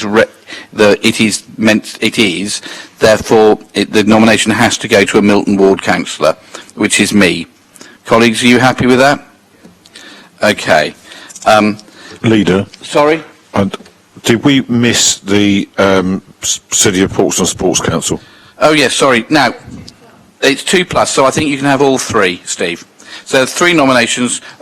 Yourself, Councillor Lewis Gosling, Councillor George Fielding. I'm expecting all 3 of you. So you're accepting all 3, okay. Yeah, if we can, if there's the flexibility to allow that, I think we should use that flexibility if possible. The Education Advisory Board. So I think, as I understand, that all 3 nominations goes forward. Councillor Susie Horton. Oh no, there are 4 here. Councillor Terry Norton, Councillor Ryan Brent, and Councillor Tom Coles, and all 4 go forward. Okay, colleagues? Turning the page. Other conflicts. We've got the Elementary Education Act Trust Board. This is particularly interested at the moment in the Omega Centre in Charles Dickens Ward, which is represented by 3 Labour councillors, but we only have 2 nominations for the 4 places. Myself and Councillor Ryan Brent from the Conservatives. James, could we write formally to the Labour group, particularly Labour group leader, because it's in his ward, and it would be very good to have a Labour nominee to serve on this as well, to ask them to put forward a nomination. Is there anybody else who would like to join this? Lee, Mason, I see you desperate to do so. Or were you just opening a packet of sweets? Okay. Okay, so it's myself and Ryan, and if we can write to the Labour group to ask them, and actually let's write to the independent group as well, so that we've got everybody included. European Cities Twinning Committee. I find I'm on this by ex officio, but I don't want to be. So at the moment, I think this is Lord Mayor, Councillor Lynn Stagg, Councillor Lee Mason, Councillor Linda Symes, and we can have 5. So I think that's 3. So I think we're looking for 2. Sorry? In the interest of being helpful, it's, whilst it might say you ex officio, I think it's actually supposed to be the Cabinet Member for Communities and Central Services. Excellent. Okay, so Chris appears instead of me, and we've had Councillor Jason Fazackley and Councillor Steve Pitt, who've also volunteered to fill the available spaces. I'm already on it. What? You're already on it. I'm already on it in my own right. I'll join it twice if you want me to. Well, yes, but then in which case we're left with a space. So again, James, could we write to the Labour group to see if they'd like to nominate somebody or the Independents to join it so that it is cross-party? Fitzherbert and Moody, which serves, I think, the Fratton area. Am I right or not? No. Okay. So we've got two people, not necessarily elected members. We've got three nominations: Chris Atwell, Dave Fuller, and Lewis Gosling. And James, we have to choose 2 out of 3. Is that correct? Wouldn't they take 3?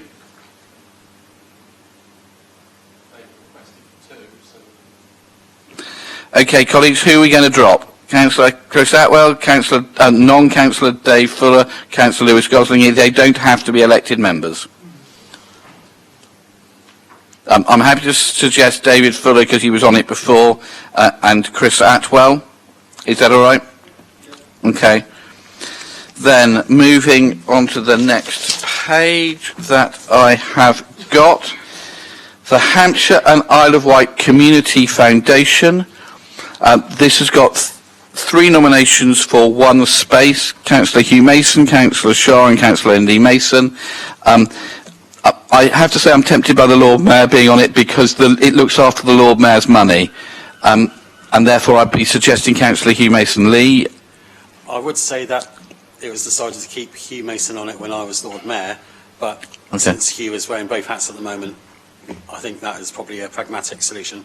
Okay. Folks, are you okay with that? Okay, then we've got the Hampshire and Isle of Wight Local Government Association.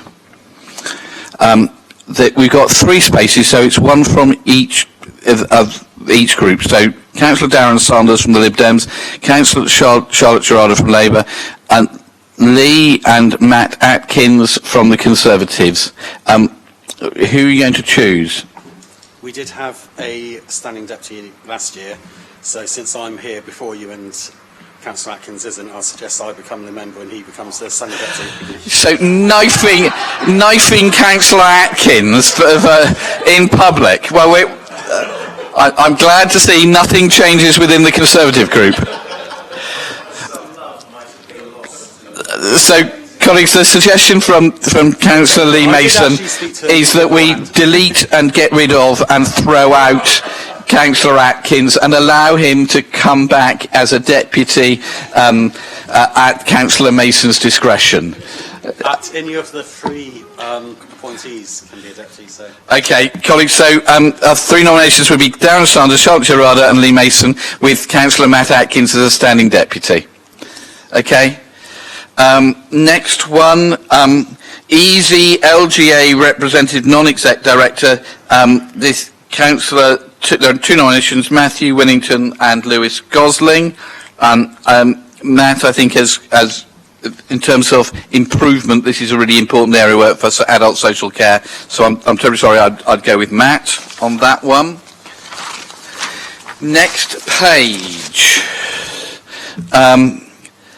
The next one is the King's Theatre, and last year what we did, because we had, this is a really important thing, working with a voluntary sector group, we asked the chair of the trust to interview all the councillors who had nominated themselves, and for the chair of the trust to come back with a series of nominations. I'm quite tempted to do that again. To see what people think. I've consulted with Councillor Steve Pitt as the portfolio holder, who thinks it's a sensible thing to do. So can I suggest we defer the King's Theatre to allow for there to be an interview process with the chair of the trustees, and see what his recommendation to us would be. Is that all right with colleagues? Thank you. Next one, the LGA Coastal Issues Special Interest Group. We have 3 nominations: Councillor Kimberly Barrett, Councillor Judith Smythe and Councillor Ryan Brent. I think this is an area of particular interest to Ryan, and I think it meets frequently in London, so I'm suggesting that Ryan Brent takes this role. And Lee and Gemma, can you ask him to give us a regular report back on the meetings? Thank you. Then next one is the Mary Rose Trust, where I'm one of the people who wants to do it. So there are 2 spaces with the Lord Mayor as ex officio. So the people up for it are myself, Tom Coles, and Linda Symes. I need a proposal from somebody. Thank you very much indeed. Darren, thank you very much for saying that without moving your lips. Thank you. So, colleagues, are you happy with that? Okay, let's move on. The Port Advisory Board, we tried to do this as cross-party, and thank you very much for all the parties coming forward except the independents. James, could you ask them if they'd like to suggest somebody for that?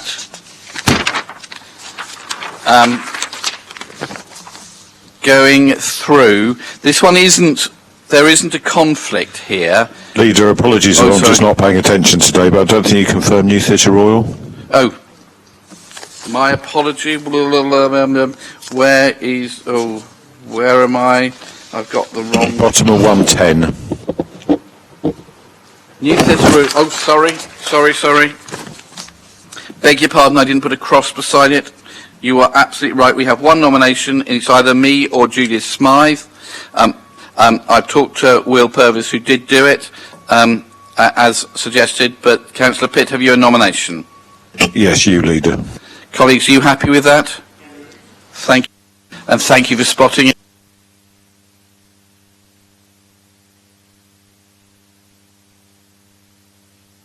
Microphone is off. There isn't a conflict on this one, but the Portsmouth Fostering Panel, can I thank publicly Councillor Kirsty Mellor for volunteering to go on this? It seems to me there is almost nothing more important that the Council does than trying to make sure that fostering works well, both for foster carers and for the kids being looked after. So my thanks to Kirsty for stepping forward to do that. I'm incredibly grateful. The Push Overview and Scrutiny Committee. Sorry? We've done that one. You weren't listening. Can you just confirm what that was again then? My apologies. Everybody on the list, plus asking the independents who they wanted to ask to join it. I think he now panics. Then I'll increase the number of people on it. So, Push Overview and Scrutiny Committee, we have one nomination, Councillor Ryan Brent, who wants to be the deputy, but we don't have anybody to be the main person, and this should sit with the opposition. So my suggestion is Councillor Ryan Brent does this, because it should sit with the opposition, because it's a scrutiny thing. Gemma and Lee, could you break this to Ryan and hope he's happy with it? I don't think he'd ever meets, so you'll probably be fine. You have missed one though. Oh, tell me, what have I missed? Portsmouth Royal Dockyard Historical Trust. My understanding is, as on the paper, that this is not up for selection this year. No, Lee is correct, you are not. Oh no, so Portsmouth Royal Dockyard Historical Trust. Sorry, beg your pardon. I'm terribly sorry. I missed that. I didn't put an X beside it. And thank you very much, Lee, for raising it. We have two nominations, Councillor Mark Jeffrey or Councillor Lee Mason. I'm happy to nominate Councillor Mark Jeffrey as it's in his ward.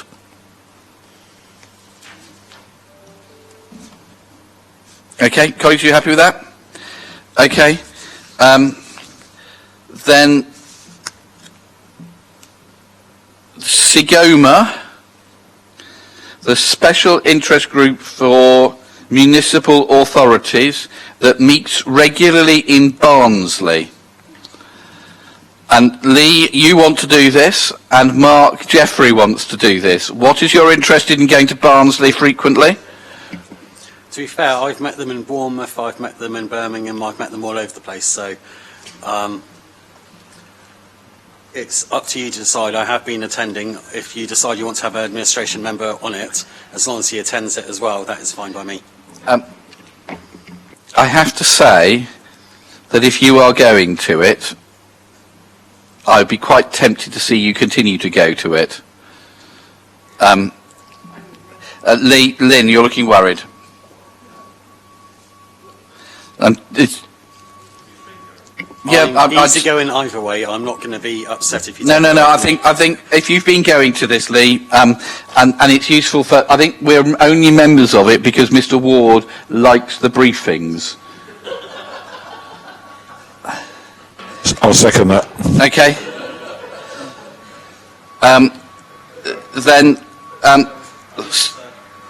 James. Leader, sorry. There's the Portsmouth plastic-free coastline steering group that's contested. Beg your pardon. Yes, sorry. Well, it seems so. We got one space on that, and it's Kimberly as portfolio holder or Charlotte Gerardo. I think it has to be Kimberly if we're going to embed stuff like this in the council. Then on the Solent Forum, we have no nominations, but I'm happy to propose Councillor Hugh Mason carries on. Lee, were you wanting to do this instead? Did we actually make a decision on the Sagoma? Yes, you're doing it. Okay, thank you very much. So Councillor Mason is doing the Solent Forum. And can we break it to him later? Hugh Mason. So moving on, I think the next one where there's a conflict is the Southern Inshore Fisheries and Conservation Authority. We have 3 nominations, Councillor Matthew Winnington, Councillor Judith Smythe and Councillor Daniel Weems. Matthew, I'm going to suggest to you, on the basis you have done this for many years, and I don't know what it does. Okay. We then, Southern Region Flood and Coastal Committee, we have 2 nominations. We can have 1 and 1 deputy, so Councillor Mark Jeffrey and Councillor Judith Smythe. Can I suggest Councillor Mark Jeffrey is the nominee and Councillor Judith Smythe deputises? And I think we're nearly there on this set of papers. Have we got any conflicts on this one? I don't think we do. Yes, sorry, no. Yes, there is one here. So, I understand, Councillor Steepett, you have news for us about the Guildhall Trust. Yes, we had approached Mike Harris, who is the newly appointed Chief Executive of Southampton City Council, to see if he would be interested in taking the one of the 2 trusteeships on the Guildhall Trust. We'd actually approached Mike before the pandemic, and he had agreed at that point, but then obviously things overtook themselves. So he has agreed that he would come and do that. I think it's a really positive thing for the city. Great to have his skill set on there. For those who aren't aware of him, he is basically Steve Bailey's opposite number, or has been Steve Bailey's opposite number in Southampton for many years, and got a huge wealth of experience and will bring great talent to that board, and joins Peter Gunn on there as our other nominee, who, as we know, used to be the CEO of BH Live, and therefore, because that organisation ran the BIC, also bring great wealth of experience to the board. So the other nominations are Councillor George Fielding, Councillor George Madgwick. I happen to think if Mike Harris is happy to do this, he brings a huge wealth of experience to us, and that's where I would suggest we go. Okay. Transport Liaison Group. Sorry to interrupt again. Oh, sorry, Lee. Just up above, you've got SACRA, which I definitely don't want to be on, but there's 3 nominations and 2 spaces. So my understanding is that SACRA is so there's are we talking about the Standing Advisory Council for Religious Education? My understanding is we've got enough spaces for all of those 4.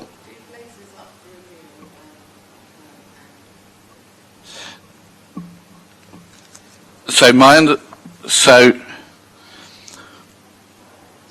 Taki wants to carry on.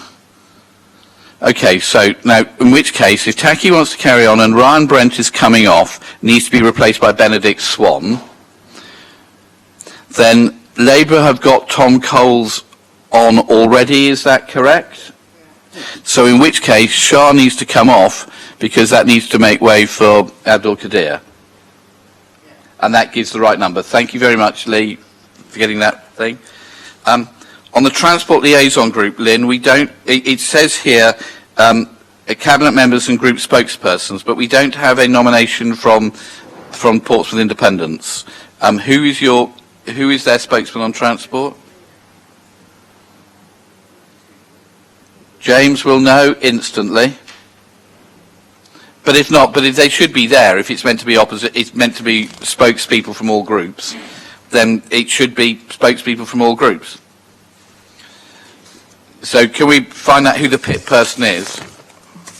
And I think that is it in terms of nominees for that. But we then go to page 117 in the paperwork. Or 117 or, oh heavens no. Is that the main agenda? That's, in the main agenda is page 117 or 111 or something of that ilk.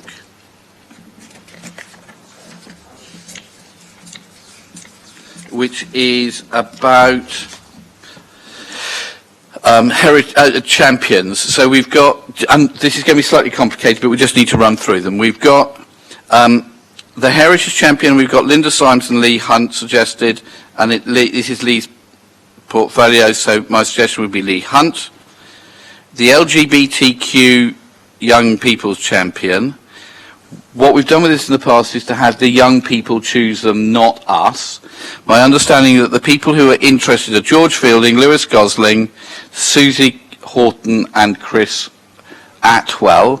And can I suggest that we set up a system for the young people to meet those four councillors and for them, the young people, to make a recommendation to us here at Cabinet, and we can then do that. The Armed Forces Liaison Champion, my understanding is that it has to be a Cabinet member if we are going to retain our gold accreditation. So I'm sorry, that means it has to be me, but I'd be very grateful to Tom's suggestion that Tom Coles, that he'd happy to act as deputy. I think that would work very well. The third sector and city of service, Stuart Brown, I'd suggest carries on, but Councillor Shah and Lee, are you happy to work as deputies with Stuart on that? Yeah. That'd be great. That'd be very helpful. Nature, Kimberly Barrett or Daniel Williamson. I think it needs to be Kimberly. Women, children and domestic violence, Kirsty and Gemma. I think Kirsty's actually been doing a good job with this. So Gemma, would you mind if we carried with Kirsty, because she's also on the Donna's panel for that as well. Is that all right? No, that's fine. Okay. The last one is a suggestion for a new role for active travel champions. My understanding is that the paper that came to Cabinet said that when something sat exclusively within one portfolio, we don't have champions, because it does interfere and messes up with the portfolio. So active travel obviously sits within transport, traffic and transport, and therefore it seems to me that the protocol says that we don't have a champion, because we already have a champion, because they're the Cabinet member for traffic and transport, and that everything for that comes to everything cross-party, all the briefings to all party spokesmen everywhere. So I think my suggestion is that we don't create that champion, because the work is already being done, and it would dilute it and probably mean that the work about active travel would get worse and more complicated than if we just keep it in a similar thing as it is now. Colleagues, are you okay with that? I'm sorry that's taken time. I know that people have got... Oh, sorry, James, what have I done wrong? No, I just wanted, just to be clear with regard to the SACRE appointments, in total we need 4 individuals. Okay. One of the non-council members has stepped down, so we need to replace them either with a councillor or a non-councillor. So Which the 4 would be names that were suggested for SACRE were Abdul Qadir, Taki Jaffrey, Ben Swan, and Tom Coles, if he's carrying on. If Tom is not carrying on, then it becomes Councillor Shah. Councillor Coles has confirmed he will not be carrying on. Okay, in which case it's Councillor Shah. Sorry, thank you very much. Is that all right? Otherwise, Lee, you might go back on it. Okay, the rest of the agenda, let's see if we can move through this quite quickly, because I know with other people have got 2 o'clock meetings. Leader, I've got to leave in 6 minutes, so apologies to Lisa, but can I make a plea that you swap items 11 and 12? Yeah, where am I on the agenda? Okay, can we, Lisa, would you mind if we quickly do King George V playing fields? Kelly, hello. Is there anything you want to add to the report? No, not at all. Recommendation self-explanatory, and this is purely to tidy up the process around the scheme and delegation. Thank you, Councillor Pitt. Anything to add? Yeah, as Kelly said, this is about making sure we're following the correct process in the correct order and that we understand where the decision-making lies. As we know, this is a very important strategic project for the city. It's going to be game-changing, literally, for football in Portsmouth, and represents one of the single largest investments, potentially by the Football Foundation, in any project that they've done. So I think they've worked extremely closely. Huge thanks to Kelly and to Adrian Rosier in Parks, who've worked very closely on this with the Football Foundation now for over a long period of time, because obviously during the COVID period things went a bit slower, but we're back on track and moving forward, and I'm looking very much forward to being on site early next year and seeing work started, with as long as everything proceeds with the following wind as we expect it to. Can I go, Leader? Yes, of course, Lee. I hope you won't mind me sort of stepping onto your grass, Councillor Pitt, but I did the Chefwood. You cannot underestimate the value of the sports economy to the city. What you've done, particularly with the Football Foundation, follows on what I was able to do with tennis across the city, making all these grassroots things grow. So in our city, we have the Portsmouth North Sea Swimming Club. We have fantastic gymnastics centre, and including swimming, and a whole host of other things which produce jobs in sports, biomechanics, in sports physiotherapy, and we should not underestimate how important these sort of reports are, and we should also acknowledge the skill of the officers that we have in the council, who've brought a lot of this to our city, and indeed our partners like BH Live, Portsmouth in the community, all who are giving our young people things to do. And when I went out with Lisa a couple of years back and we spoke to people across the city in a community consultation that we did, we heard over and over and over again that we needed more things for young people to do, and that helps reduce crime. So it's a huge, what we're doing with these sort of reports is hugely beneficial to the health, well-being, and bringing down crime and antisocial behaviour in our city. So it's massively beneficial, and I hope that we'll see more reports like this. And I very much look forward to seeing the report about the Bransbury Park swimming pool when it comes along as well. A really good thing that our administration is doing. Thanks very much indeed. Colleagues, are you happy with the report? Thank you very much indeed. Let's go then back to Lisa. The modern slavery report, this we need to send on to full council. Anything you'd like to add, Lisa? I think the report's pretty self-explanatory. This is the third statement that's come to the council, come to the cabinet. Just a couple of things I wanted to flag. There is a new modern slavery bill being in the Queen's Speech, so there'll be more work, developmental work on a national scale happening shortly. Unfortunately, there's been some scaling back of support from the OPCC's office. We used to have a dedicated officer across Hampshire and the Isle of Wight. Will now be one officer with 3 or 4 different responsibilities. So we'll probably see an impact there in terms of support across the county. But we've made really good progress on last year's statement. We've increased the number of people doing the training enormously. I'm going to be setting up a face-to-face training session for members to help with that. We're working with the police analysts on understanding more about the city's problem, and hopefully we'll be looking at planning some enforcement activity before the end of 2023. So that's really all I wanted to add. Thank you very much indeed. Colleagues, are you happy to send this to full council? Thank you very much indeed. So Jason, oh sorry, beg your pardon, Jason. I'm conscious of time, we have to leave shortly as well, but just to very quickly, I'd thank Lisa for her introduction to the paper, and also obviously to Councillor Ashmore when he had portfolio previous years.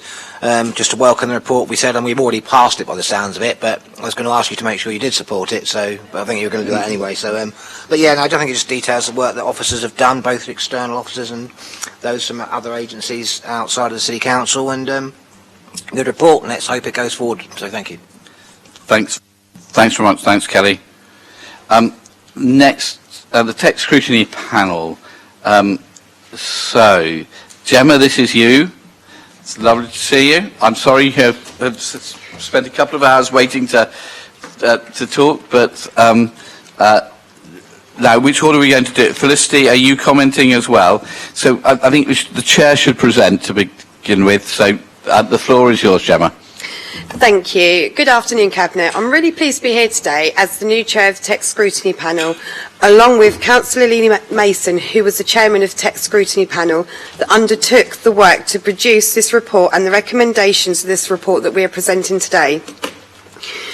The purpose of this report was set out the response of officers to traffic, environment and community safety scrutiny panel's recommendations arising from a review into the accessibility of Portsmouth's transport network.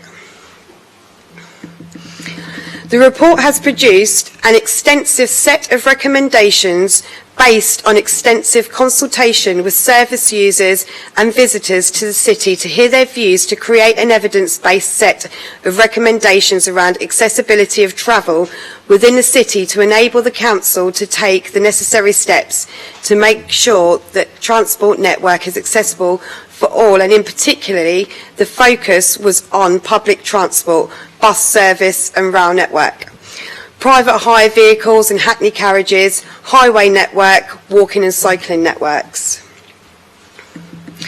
A survey was launched on the 1st of December 2021 and was opened for a month. The survey was open to anyone, to any residents, visitors and workers. The survey had an uptake of 1,356 respondents, and Councillor Lee Mason reported on them on the 26th of March at the TEX meeting. The scrutiny panel has made 40 recommendations which are set out in Appendix B in this report, and I would just like to inform the Cabinet of several of the scrutiny panel recommendations and include such recommendations as Recommendation 1. Extend the Solent Go platforms so it is simpler to board services across operations and modes, including a future aspiration to include rail.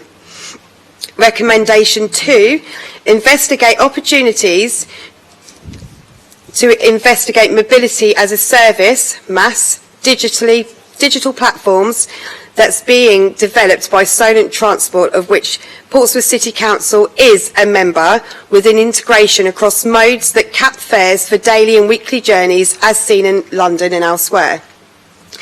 These are just 2 recommendations, and other ones I'd like to draw your attention to are Recommendation 6, in line with our accessibility aspirations, ensure non-digital versions of tickets are available where possible to ensure all residents can access best valued tickets regardless of their level of digital literacy or ownership, i.e. some don't own a smartphone, etc. Recommendation 7, work closer with the planning department to obtain contributions from developers towards transport infrastructures on new developments. Recommendation 8, conduct an audit of bus routes combined with a consultation survey to review the bus provision and demand. Recommendation 11, work with bus operators to ensure that drivers are reminded of the importance of stopping at the raised access curbs. I commend this report to you. Gemma and Lee, thank you very much indeed for your work and everybody involved in the panel who's done this. Felicity. Yep, just to add, the recommendations in the paper are set out as described in section 4 and in the recommendations that some are already in progress, and others we look to accept and action only once funding and resources becomes available. So just to highlight that. Thank you. Thanks very much indeed. Lynn. Thank you, Gerald. As Felicity has just said, a lot of this stuff is already in progress. Some of it needs to have some extra work done. Mass, for example, is way ahead, Southern Transport, way ahead of the rest of the country, the mobility as a service, as is demand responsive travel, which is sort of similar to a bus version of taxis for harder to reach areas or areas that don't have a regular bus service. Tickets are a bit of a problem, paper tickets, because they're issued by the bus companies, and they, for financial reasons, are withdrawing those because they don't have enough demand for them. But I will ask again if they can reconsider, because we've had a few requests from individuals. We are working very closely with the departments. Planning is definitely one of those areas that we will be working with. But every recommendation in there we fully accept. We'll do our very best. Some of them, the end result is out of our hands because it's with other outside agencies. But as far as everything else is concerned, it's either happening or we're happy to take on board. Thank you. Leader? Of course. Yeah, thank you. We've got the planning and regeneration officers here. So the weekend after the next meeting we have, not this week, but the following one, if we could look at some of the recommendations that are put in there that refer to planning, Ian and Tristan, is that okay? And we'll talk about it then. So we will be taking it very seriously. And I quite agree with the one that Councillor New finished up with. The buses really need to get their back ends into the curb, because more and more bus drivers that I've noticed, they're leaving their back, and we provide them with very long bus stops in most cases. They're pulling up at an angle to the bus stop and they're blocking the traffic. And I've noticed that quite a lot, particularly the last 3 or 4 months. So it's a good point to make, and maybe if the news is here, they might want to talk about it too. You know, get your backsides into the curb. It's not all buses, not every time, and we know that people do park on the bus stops, but there's too much of it and they block the road. I can see Josh writing away as we speak. Josh, well, that's the best story so far today. Josh, are you promising a front lead? Okay. Can I just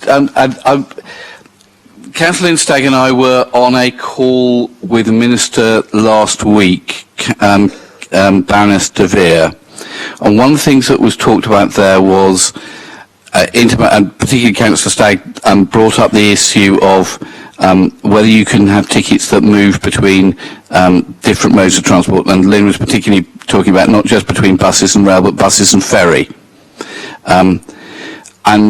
But one of the things that was interesting from the Minister was quite a big pushback on people saying they want an oyster sort of scheme, where people can move between different modes of transport with a system like the one in London, saying that wasn't something the government was supporting because it was technically very, very difficult to do. Now, I think that's really disappointing. I agree with the report. That would be a very useful thing to do. And I think we need to put pressure on the government to make sure that it's not just London who benefit from that, but ourselves and others. And I'm sorry that ministers don't seem to be of that view.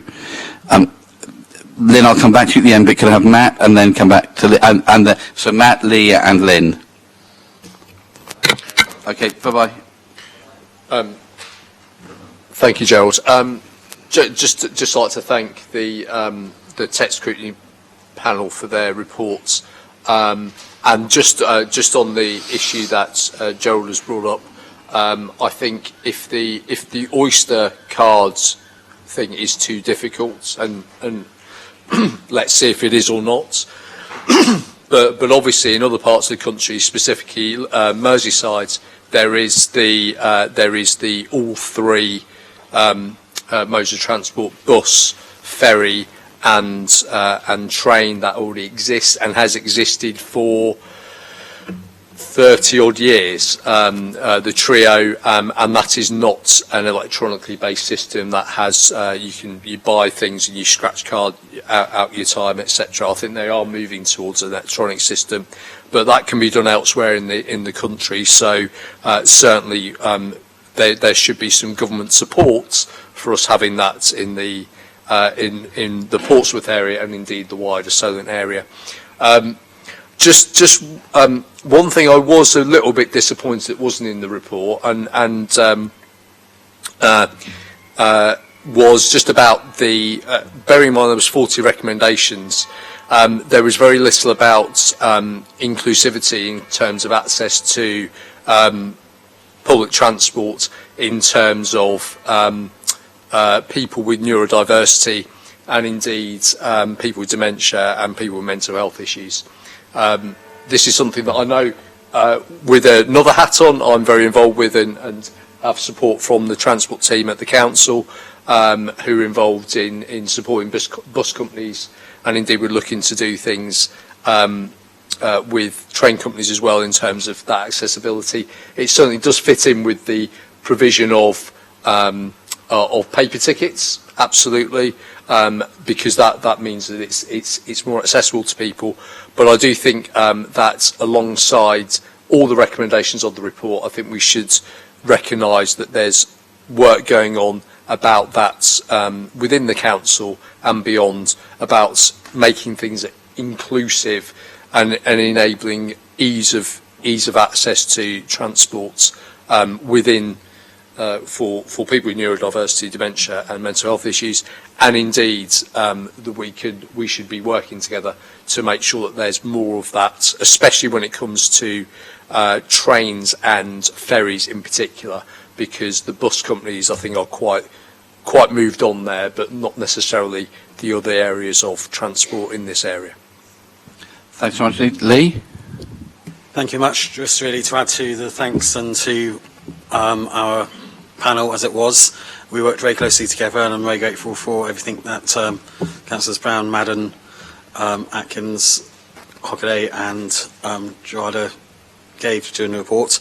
I did do a lot of research myself, going out and trying every different type of bus ticket, the different apps, the different tickets on different apps, and for the same journey you can pay a whole myriad of prices and getting very confusing, and it is very much deciding at the start of the day, am I going to just be going on one company's buses, in which case my ticket will be £4, will I be going on different companies' buses, in which case it's £5, will I want to go just outside the region into step foot into Fareham or haven't. It does add up, so you can range up being up to a £9 ticket, and if the right buses don't come along it can be quite scary. So I think a Oyster card approach or tap on tap off, where it does add up throughout the day, would be a milestone to help a lot of residents, encourage them onto it. I'd also like to thank the Cabinet Member for Transport for her support during the programme. She did keep a keen eye and did speak to us in the Guildhall Square several times on our progress, so it was nice to know she was supportive of what we were doing, and I wish her well at her meeting at 2:30 with the Solent Transport. I'd also say that we were surprised that there were quite good results from a lot of the bus drivers. I know it's been spoken about, but they are a lot more understanding than we thought. That came back in the evidence, and a number of places we saw bus drivers hopping out immediately to get the ramp out different solutions they had, and being very amenable and waiting for longer and standing up for residents when other passengers object to their extra service. So I think that was a positive feedback and not quite what we expected, but I'd like to thank everyone that's involved in the report, and hopefully it can make progress. But I think the Oyster card or tap on tap off approach would probably be the biggest game changer if we did have to highlight one. Thanks very much indeed for that, Lee. Much appreciated, and thanks for showing that even in the pandemic, scrutiny committees can work and get on and get things, useful work done. Darren, I'm not going to take you. I'm sorry, we're so late. I have a 2 o'clock meeting, and I've got 4 items to this agenda still to go. So, Lynn, just to conclude. I just wanted to say Baroness de Vere, to be fair to her, said one step at a time. She didn't dismiss it, but the BSIP at the moment is aiming at improving bus travel. So I think that will come along. Okay, colleagues, are you happy with this and the response from the directors? Thanks very much indeed.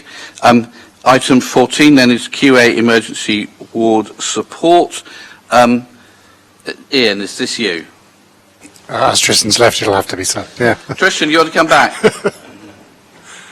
A straightforward report, members, for recommendation for Cabinet to take on to full council for a grant to come out of your seal pot for Queen Alexandra Hospital of 864,000 and change. I think it's relatively self-explanatory, but happy to take any questions. Well, Ian, I'm totally sorry. I want to add an additional recommendation, which I think we need to do, which is to regret that the government has not funded the NHS sufficiently to be able to fulfil their obligations, and therefore the people of the city will be £864,000 worse off that could have gone into supporting things very usefully in the city, either transport or affordable housing or recreation, things that people want, but because the government has refused to fund this properly, every other developer would have had to pay this, but the government are asking not to obey their own rules, which I deeply regret. But with that recommendation, colleagues, are you happy with this? Thank you very much indeed.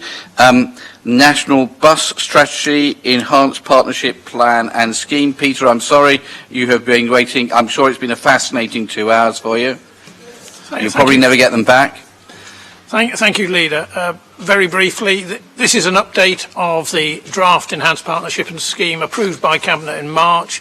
The reason for bringing it back to you is following the allocation of indicative 3-year funding of £48.3 million towards Portsmouth Bus Service Improvement Plan on the 4th of April. It's the second highest allocation outside a combined authority. The plan recognises that lower bus fares are the top priority for residents and proposes, subject to funding, new cheaper tickets available on both first and stagecoach buses and tap-on and tap-off ticketing. Confirmation of funding is still awaited, but as part of the process, today Cabinet is asked to approve the draft Enhanced Partnership and Scheme, which must be submitted by the end of June. Thank you, Leader. Thank you very much indeed. Lynn? Yes, once again, I want to thank the team who put, it's a brilliant bid that we put in. We didn't get all that we asked for, but it's the second highest bid outside of a county or a big metropolitan area in England. So that is really good. So £48.3 million, and that is brilliant.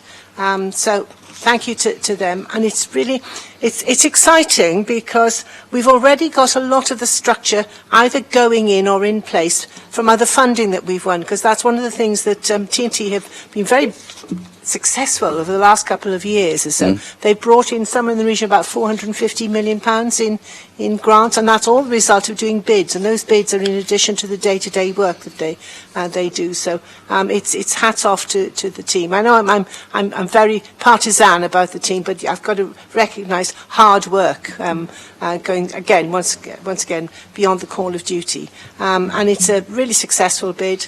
And if we manage to achieve it all, well, we should have a really good bus service. However, I want to point out that it's not just a case of, yes, lower fares would be great, but I keep saying to people, it costs as much to run a bus with one person on it as with 53. If we don't get people using the buses, the bus companies are not going to make enough money to run those buses, and then it will soon disappear again. So it's again about sustainability.